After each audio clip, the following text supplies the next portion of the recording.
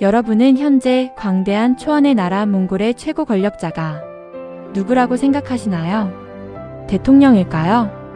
아니면 총리일까요? 몽골에는 국민이 직접 선출하는 대통령이 있고 정부를 실제로 이끄는 총리가 따로 있습니다. 그래서 겉으로 보면 대통령제 국가처럼 보이기도 하지만 실제 몽골 정치의 중심에는 국가대회의 즉 국회와 총리가 있습니다.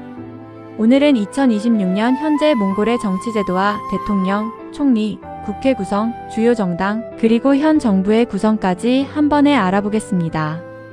첫째, 몽골은 대통령제일까, 의원내각제일까? 오늘날 몽골의 민주주의 정치체제는 1990년 민주화운동과 1992년 헌법에서 출발합니다.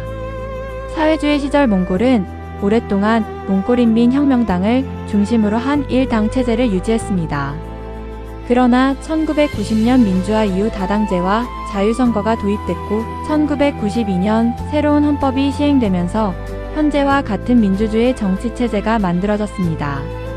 몽골 헌법은 국회를 국가 권력의 최고기관이라고 규정하고 있으며 입법권은 국회가 독점적으로 행사하도록 하고 있습니다. 또 정부를 국가의 최고 행정기관으로 규정하고 총리가 정부를 이끌며 국회에 책임을 지도록 하고 있습니다. 따라서 몽골의 정치체제를 이해할 때 가장 중요한 것은 대통령은 국가원수이고 총리는 정부 수반이라는 점입니다. 정치학적으로 몽골은 준대통령제 또는 이원집 정부제적 특징을 가진 나라로 분류하기도 하지만 실제 정부 운영에서는 의회와 총리가 중심이 되는 의원내각제적 성격이 매우 강합니다. 대통령은 국가를 대표하고 외교와 안보, 법률 거부권 등 중요한 권한을 행사하지만 경제정책과 예산, 산업, 교육, 복지, 행정 등 일상적인 정부 운영은 총리와 내각이 담당합니다. 둘째, 현재 몽골의 대통령은 누구일까요? 2026년 8월 현재 몽골 대통령은 우흐나 후렐수우입니다. 후렐수우 대통령은 2021년 대통령에 취임했습니다. 그런데 후렐수우 대통령에게는 흥미로운 경력이 있습니다. 대통령이 되기 전에 이미 2017년부터 2021년까지 몽골 총리를 지냈습니다. 즉, 행정부를 이끄는 총리를 지낸 뒤 국가원수인 대통령이 된 것입니다. 몽골 헌법에서 대통령은 국가원수이자 몽골 국민 통합의 상징입니다. 현재 헌법에 따라 대통령 임기는 6년이며 단임제입니다.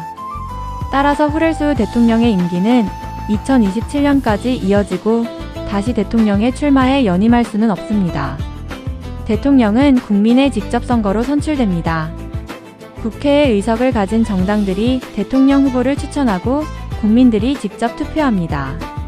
1차 투표에서 과반수를 얻는 후보가 없으면 득표율 상위 2명을 놓고 결선 투표를 실시합니다.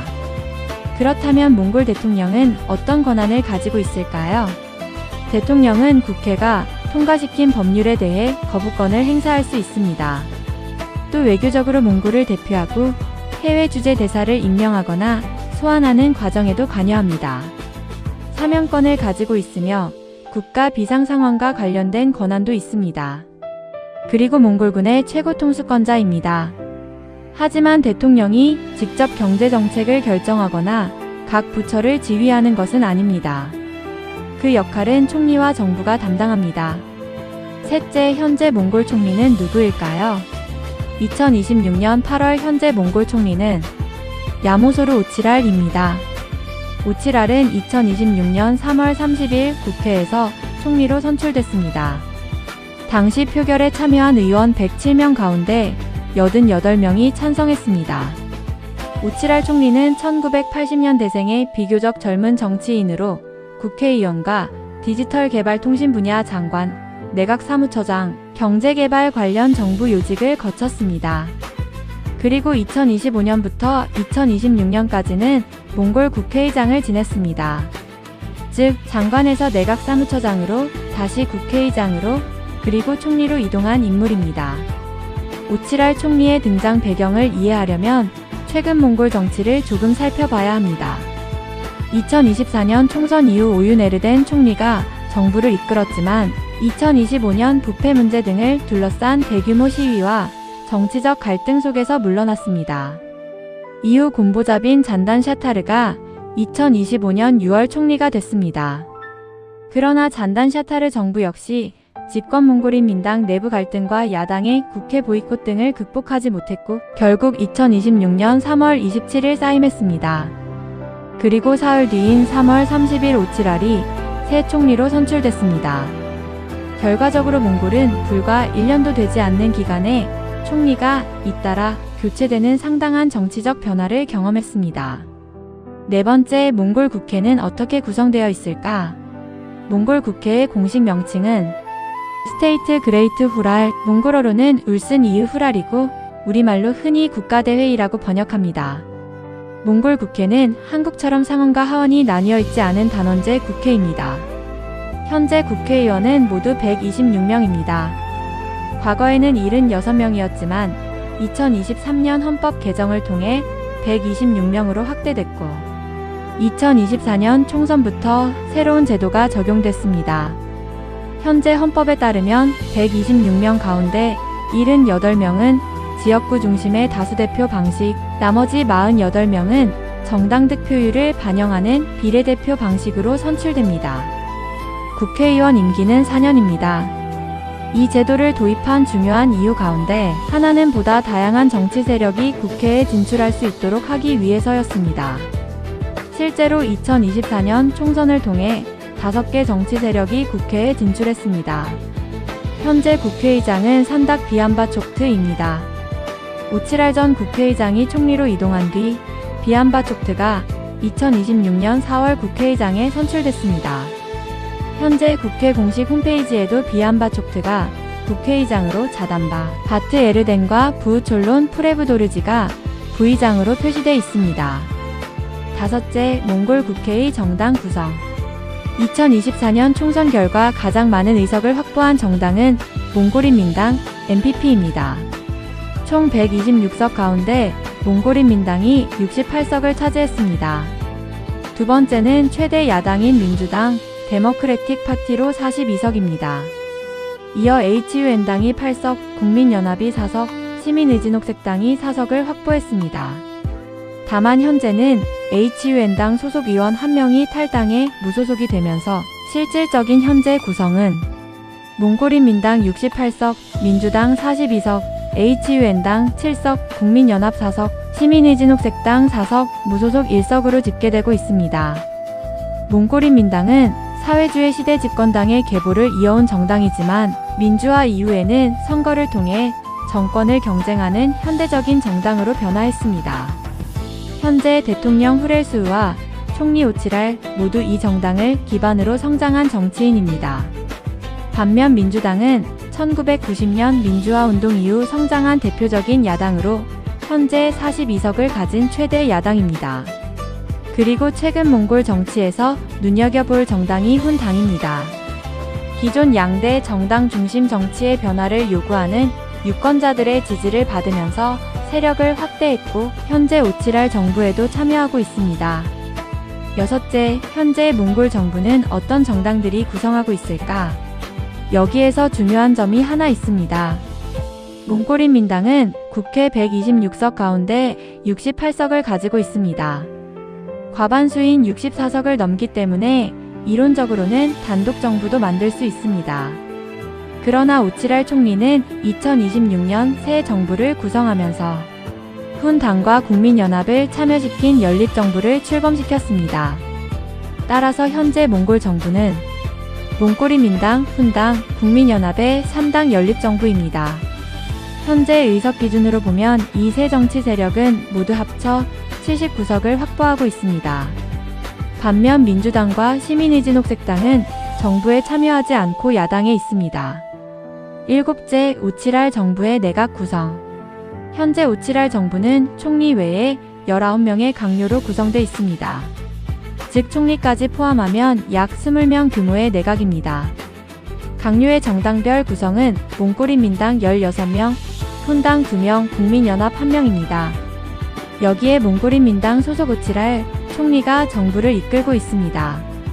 정부에는 제1부총리 겸 경제개발장관을 비롯해 2명의 부총리가 있습니다. 제1부총리 겸 경제개발장관은 자단빈 앵으바야르, HUN당 소속 부총리는 토그미딘 도르즈안드, 국민연합을 대표해 정부에 참여한 부총리는 얌타이시린 놈토이바야르입니다. 외교장관은 바트뭉흐 바트채책이 계속 맡고 있습니다.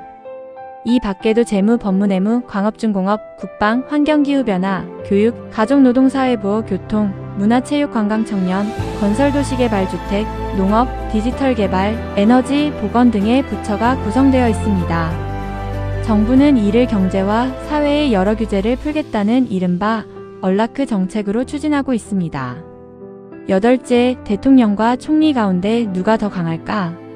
총리는 정부를 지휘하고 경제와 예산, 사회정책과 행정 전반을 책임집니다. 그리고 정부는 국회에 책임을 집니다. 국회가 총리에 대한 불신임안을 통과시키면 총리는 자리에서 물러나야 합니다. 헌법상 국회의원 4분의 1 이상이 총리 해임안을 공식 제안할 수 있으며 전체 의원 과반수가 찬성하면 총리가 해임됩니다. 반면 대통령은 국가원수로서 국가통합과 외교, 국방, 법률 거부권과 같은 분야에서 중요한 영향력을 행사합니다. 그래서 몽골 정치 구조를 아주 간단히 정리한다면 대통령은 국가를 대표하고 총리는 정부를 운영하며 국회가 입법과 정부에 대한 정치적 책임을 통제한다. 이렇게 이해하면 가장 쉽습니다. 9째, 현재 몽골 정치의 가장 큰 특징.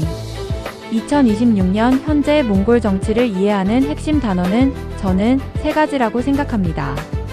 첫 번째는 다당제입니다. 126석으로 국회가 확대되고 비례대표제가 강화되면서 과거보다 다양한 정당이 국회에 진출했습니다. 두 번째는 연립정부입니다. 몽골인 민당이 단독 과반을 확보하고 있음에도 HUN당과 국민연합을 정부에 참여시키면서 연립정부를 운영하고 있습니다.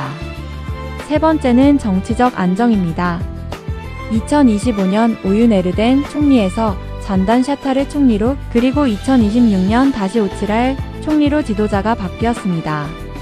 현재 오치랄 정부가 해결해야 할 가장 큰 과제 가운데 하나도 이러한 정치적 불안정을 줄이고 정부에 대한 국민의 신뢰를 회복하는 것입니다. 특히 몽골은 석탄과 구리 등 광물자원 수출 의존도가 높고 중국과 러시아라는 두 강대국 사이에 위치하고 있습니다.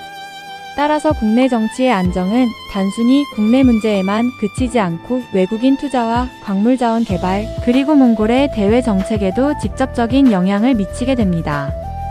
결국 오늘날 몽골은 국민이 직접 선출하는 대통령과 국회의 신임을 바탕으로 정부를 이끄는 총리, 그리고 126명의 의원으로 구성된 국회가 서로 견제하며 국가를 운영하는 민주주의 국가라고 할 수 있습니다.